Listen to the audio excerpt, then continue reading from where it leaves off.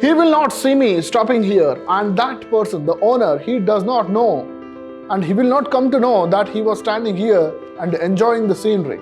Before he or she can rest for the night, that is one simple thing. But if you take it philosophically, it goes like this: there is much to cover in life before I rest finally. My horse was there with me, and that horse started thinking it was very queer to stop there where there was no sign of any human beings.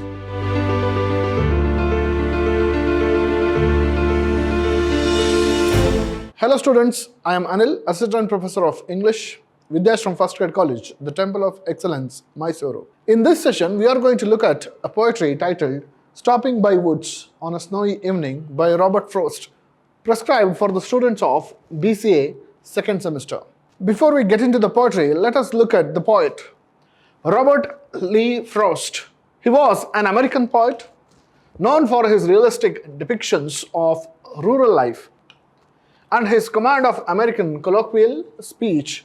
Frost frequently wrote about settings from rural life in England in the early 20th century, using them to examine complex social and philosophical themes. When you look at his poetry, you will find these things. Frequently honored during his lifetime, Frost is only poet to receive 4 Pulitzer Prizes for poetry. He became one of America's rare public literary figures, almost an artistic institution.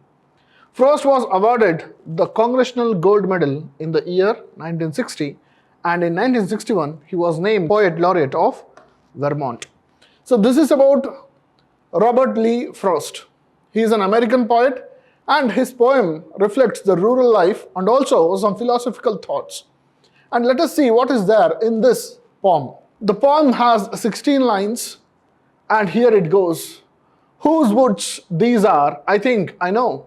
His house is in the village though. He will not see me stopping here to watch his woods fill up with snow. My little horse must think it queer to stop without a farmhouse near. Between the woods and frozen lake, the darkest evening of the year. He gives his harness bells a shake to ask if there is some mistake. The only other sounds the sweep of easy wind and downy flake. The woods are lovely, dark and deep, but I have promises to keep, and miles to go before I sleep, and miles to go before I sleep. These are the 16 lines of the poetry. Now let us look at each line and understand what is there in this poem, so philosophical. Now, the scene is like this. The speaker is traveling on his horse, and he stops by a wood which is owned by somebody, and that person is not there. He says, whose woods are these? I think I know. The poet is sure that I know who owns this land, woods, forest. And this speaker, he says, he knows he stands there. His house is in the village though. The owner of the woods, his house is in a village, and he is stopping there and he is enjoying the scene.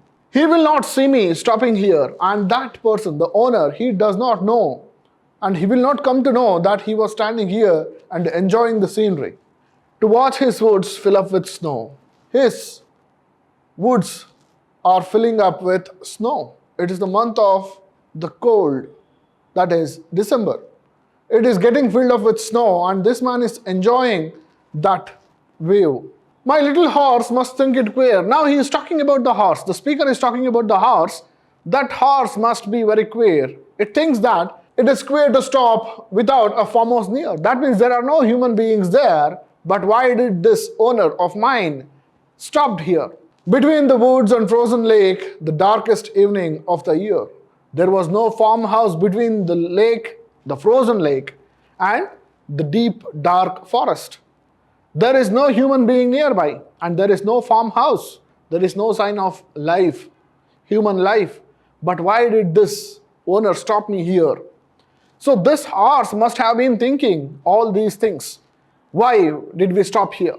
He gives his harness bell a shake. He is the horse. The speaker says he gives his harness bell a shake to ask if there is some mistake. Now, that horse, it shakes its bell and says, was this horse asking me, is there some mistake? The only other sound, the sweep of easy wind and downy flakes. Only harness bell was the sound that can be heard. And with that harness bell sound, there is the other sound, that is the sweep of easy wind and downy flakes. There is complete silence. There is no sign of human beings, and it was completely without any sign of human beings. So here the speaker says, in that still silence, only sound he could hear was the harness bell and the easy wind and downy flakes. So there was complete silence. Now the speaker explains, the woods are lovely, dark and deep. The forest is lovely, dark and deep. But I have promises to keep. Now he is reminded of his duties, responsibilities, his desires, everything. A man who is in a social setup, he has all the responsibilities. So those responsibilities came into his mind. But I have promises to keep. These promises to keep indicate his responsibility, his commitments, his desires, etc. And miles to go before I sleep. These two lines, which are repeated in the poetry, they talk about the philosophical thing of this poetry. And miles to go before I sleep. What does this mean? Miles to go before I sleep. This sleep is the final sleep he is talking about. Before I finish my life, I have many things to fulfill in my life. There are promises and miles to go. That means I have not covered the distance. I have not fulfilled all the responsibilities of my life. Before I come to rest, I have many miles to cover. So this is what the poet says in this poetry.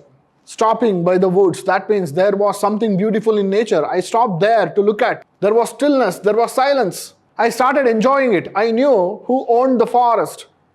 And that man was not there to observe me. And that forest was being filled with snow. Everything was fine, everything was happy, quiet. My horse was there with me, and that horse started thinking it was very queer to stop there where there was no sign of any human beings. And the lake was frozen, and there was no farmhouse nearby. The speaker was enjoying the view. He was all alone. He was enjoying his solitude. But suddenly what happened? Suddenly his thoughts reminded him of his responsibilities. His horse made some sound to ask if there is anything wrong. But the poet says nothing. But suddenly his responsibilities awaken him. And he says, I have promises to keep. But before that he says, the woods are lovely, dark and deep. He's enjoying the nature, but suddenly his responsibilities wake him up, and miles to go before I sleep. This is how this poem is very effective. To summarize it, it goes like this. On the surface, this poem is simplicity itself. There is nothing much to discuss. There is nothing much to dig our brains out to understand this poetry. It's very simple in nature.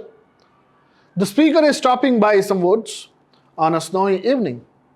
The speaker takes in the lovely scenes in near silence, and speaker is tempted to stay longer, but acknowledges the pull of obligations and the considerable distance yet to be traveled before he or she can rest for the night.